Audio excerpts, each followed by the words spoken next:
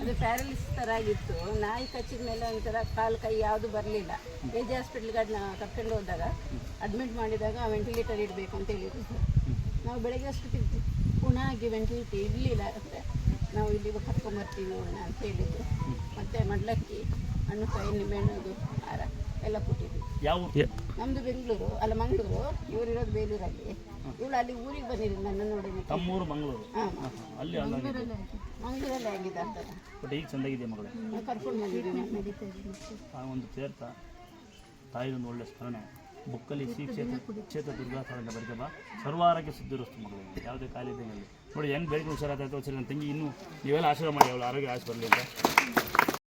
ICU admit ಆದಾಗ ಒಳಗಡೆ ಕರ್ಕೊಂಡು ಹೋದಾಗ ನಾನು ಎಷ್ಟೊತ್ತಿಗೆ ಬಂದಿದ್ದೀನಿ ಅಷ್ಟೊತ್ತಿಗೆ ವಾಪಸ್ ಬರಬೇಕು ಅಂತ ಕೈ ಮುಕ್ಕೊಂಡಿದ್ದೆ.